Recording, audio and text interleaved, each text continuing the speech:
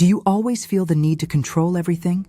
The plans, the outcomes, the conversations, the timing, the future, your environment, your emotions, other people, yourself. And what if that was never really about control at all? What if underneath all of that organizing, planning, checking, overthinking, predicting, and preparing, there was a nervous system that simply never learned it was safe to let go? Because sometimes what looks like control is actually fear wearing armor. And I think many people need to hear this gently. You are not necessarily a control freak. You may be someone who learned very early that unpredictability was dangerous. You may be someone who grew up around chaos, or criticism, or emotional instability, or people whose moods changed so quickly you had to become an expert at reading the room. You may be someone who learned that if you did not prepare for everything, something could go wrong. If you did not think ahead, you might be caught off guard. If you did not stay alert, someone might hurt you, abandon you, blame you, shame you, or pull the rug from underneath your feet. So your mind adapted, your body adapted, your nervous system adapted, and somewhere along the way, control became safety. Not happiness, not freedom. Safety. That is the important distinction. Because most people only see the behavior. They see the person who overplans, the person who struggles when plans change, the person who needs reassurance, the person who finds it hard to delegate, the person who wants to know what is happening, when it is happening, how it is happening, and what might go wrong before it even begins. They see the perfectionism, the tension, the overthinking, the just let me do it myself energy. They see the symptom, but they do not always see the root. And if you only treat the symptom, you miss the story underneath it. Because the need for control is often not the real wound. It is the protection built around the wound.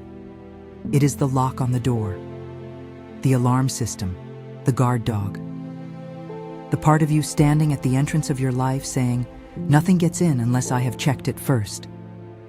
And honestly, that part of you probably had a reason.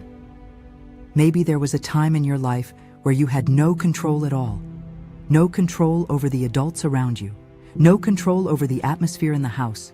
No control over whether people were kind or cruel. No control over whether someone was calm or explosive. No control over whether your needs were noticed. No control over whether you were safe. And when a human being spends enough time feeling powerless, the mind often makes a silent promise. Never again. Never again will I be caught off guard. Never again will I be unprepared. Never again will I trust life to unfold on its own. Never again will I let someone else decide how safe I get to feel. And that promise can become very powerful. It can help someone survive. It can make them responsible, capable, organized, sharp, protective, hardworking, independent. It can help them build a life from nothing. But the very thing that once protected them can later become the thing that imprisons them. Because survival strategies do not always know when the danger has passed.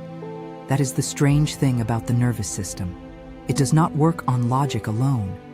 You can know something intellectually and still feel unsafe physically. You can know you are not in the same place anymore. You can know you are older now. You can know the people around you are not the people from your past. You can know the situation is not life or death. But the body can still react as though danger is coming. That is why someone can panic when plans change. Not because they are dramatic, but because unpredictability feels like threat. That is why someone can struggle to relax. Not because they do not want peace, but because stillness feels like letting their guard down. That is why someone can find it hard to trust, not because they are cold, but because trust once came with consequences. That is why someone can become controlling in relationships, not always because they want power over someone else, but because their body is terrified of being hurt by uncertainty again. And of course, we have to be honest here. Understanding a behavior does not mean excusing every expression of it. If control becomes harmful, manipulative, suffocating, or damaging to other people, then it needs to be addressed. Compassion is not a free pass to hurt others, but compassion does help us understand why the pattern exists. And understanding is where real change begins, because you cannot shame a nervous system into safety. You cannot bully yourself into peace. You cannot scream at the part of you that is terrified of letting go and expect it to suddenly relax. That part of you needs to be met differently. It needs to be understood. It needs to be shown slowly and repeatedly. You are safe enough now. Not perfectly safe. Life is never perfectly safe. But safe enough. Safe enough to not control every tiny detail. Safe enough to let someone else help.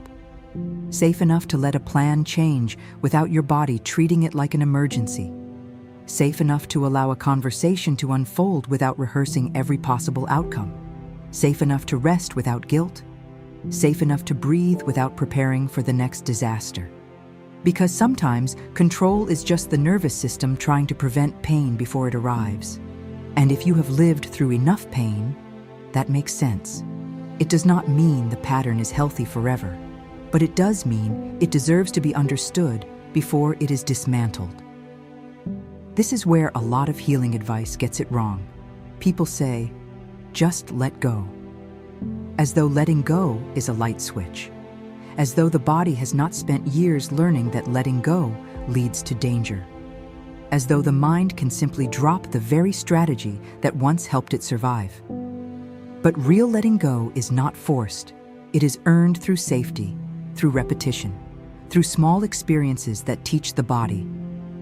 I can loosen my grip and I will still be okay. Because the root is not control, the root is safety, the root is trust, the root is uncertainty. The root is the old place inside you that believes if you stop holding everything together, everything will fall apart. And maybe for a long time, you were the one holding everything together. Maybe you were the responsible one. The watcher, the fixer, the peacekeeper, the planner, the one who noticed when the mood shifted, the one who adjusted themselves to prevent conflict, the one who became calm because everyone else was chaotic, the one who became strong because nobody else was reliable. And people may have praised you for it. You're so mature. You're so organized. You're so independent. You always cope so well. But sometimes what people call maturity is a child who had to grow up too fast. Sometimes what people call independence is someone who learned not to need because needing was not safe. Sometimes what people call being strong is a nervous system that never got the chance to rest. And this is why we must be careful with labels, because control freak is a harsh label for someone who may have spent years trying to feel safe. It makes the person the problem. But trauma-informed understanding asks a better question. What happened that made control feel necessary? That question changes everything. Because suddenly, the person is no longer a villain.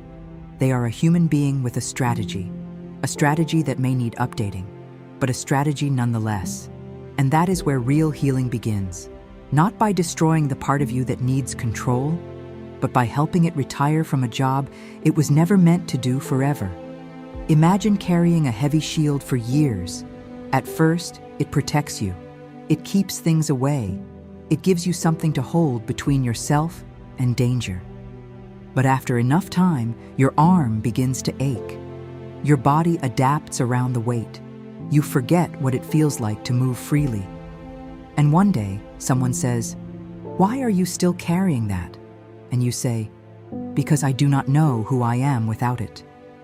That is what control can become. A shield that became identity. A coping mechanism that became personality.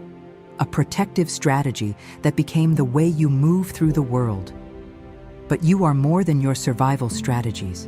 You are more than the part of you that plans for disaster. You are more than your anxiety around uncertainty. You are more than the version of yourself who feels responsible for everything. You are allowed to become someone who feels safe enough to soften. And softening does not mean becoming weak. This matters. Letting go does not mean becoming careless. Trusting life does not mean abandoning discernment. Relaxing control does not mean letting people walk all over you. It means learning the difference between wise agency and fear-based gripping. Because there are things you can control: your choices, your boundaries, your words, your breath, your environment where possible, your willingness to pause, your willingness to repair, your willingness to notice what is happening inside you. And then there are things you cannot control: other people's reactions, the future, every outcome, every mistake, every delay, every unknown, every emotion someone else might have. And healing begins when you stop spending your entire life trying to control the uncontrollable, while neglecting the places where you actually do have power. That is self-agency. Not control over everything, but relationship with yourself. Because when people feel powerless internally, they often try to create power externally. They control schedules, people, plans, food, appearance, conversations, outcomes, details, the tiny moving pieces of life. But what they are really trying to regulate is the feeling inside their own body, that tightness, that fear, that sense of danger, that old anticipation of something going wrong. So the deeper question is not, how do I stop controlling everything? The deeper question is, what feeling am I trying not to feel when I control everything? That question is powerful, because control often appears right before vulnerability, right before someone else gets close, right before life asks you to surrender a little. And if surrender once felt dangerous, your nervous system may resist it with everything it has. So we start gently, not with a dramatic promise to let go of everything. Please do not do that. That will just terrify your system. Start smaller. Choose one tiny place where you practice loosening your grip. Let someone else choose the film. Leave one message unanswered for 10 minutes. Allow one plan to be imperfect. Let the kitchen be slightly messy while you rest. Ask for help without immediately apologizing for existing. Let someone do something their way, even if your way is obviously superior. And yes, I know that one hurts. But healing sometimes has a sense of humor. The point is not the thing itself. The point is teaching the body. I can survive small uncertainty. That is how safety is built, little by little. Not through force, through evidence. The nervous system learns through repeated experience. So if your body learned, I am only safe when I control everything, then healing means slowly giving it new evidence. I can be safe even when I do not control everything. That is not easy, but it is possible. And over time, something beautiful begins to happen. The grip softens, the breath deepens, the shoulders drop, the mind stops rehearsing every disaster. The body realizes that rest is not danger, that flexibility is not failure, that trust is not foolishness, that uncertainty is not always threat. And maybe one day, you do not need to hold the entire universe together just to feel safe inside your own skin. That is the goal. Not becoming some perfectly calm spiritual being who floats through life smelling faintly of lavender and never gets annoyed in traffic. That sounds suspicious anyway. The goal is becoming human, more present, more flexible, more compassionate with yourself, more able to notice when your nervous system is gripping, more able to say, I see what this is. This is fear trying to protect me. And once you see it clearly, you can respond differently. You can pause, you can breathe, you can place your hand somewhere grounding, you can ask, is this actually unsafe? Or is this unfamiliar? Because those are not always the same thing. Unfamiliar can feel unsafe when your nervous system is used to chaos. Peace can feel unsafe. Trust can feel unsafe. Rest can feel unsafe. Letting someone help can feel unsafe. Not because they are wrong, but because they are new. And the body often mistrusts what it has not practiced. So practice. Practice small trust. Practice small rest. Practice small uncertainty. Practice small moments where life is allowed to be imperfect and still okay. And when you fail, because you will sometimes, do not turn it into another thing to control. Just notice, repair, return, again and again. Because healing is not becoming a person who never grips. Healing is becoming a person who notices the grip sooner and slowly learns to loosen it with kindness. So if you recognize yourself in this episode, please do not use it as another stick to beat yourself with. You are not broken because you learned control. You are not bad because uncertainty scares you. You are not difficult because your nervous system once needed predictability to feel safe. But you are allowed to grow beyond survival. You are allowed to update the pattern. You are allowed to stop living as though every unknown is an incoming threat. And you are allowed to become someone who no longer has to control everything in order to feel held by life. So here is the helping hand I want to leave you with today. When you feel the urge to control something, pause and ask yourself 4 gentle questions. What am I afraid will happen if I do not control this? Where do I feel that fear in my body?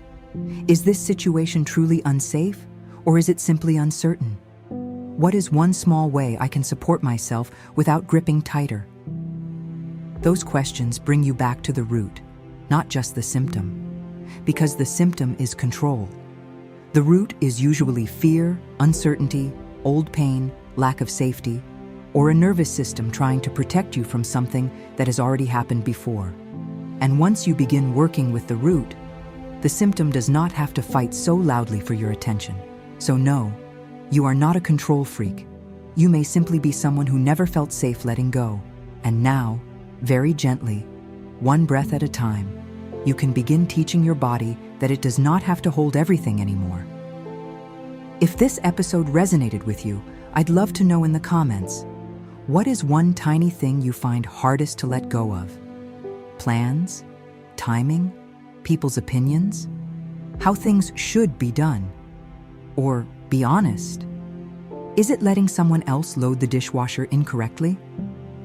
Because apparently, that is where many spiritual awakenings go to die. Leave it below if you feel called. And if this helped you understand yourself or someone you love a little more gently, please like, share, and subscribe. As always, this has been Valkyrie. Thanks for stopping by. Until next time, be kind to yourself and others. Lanterns up, people.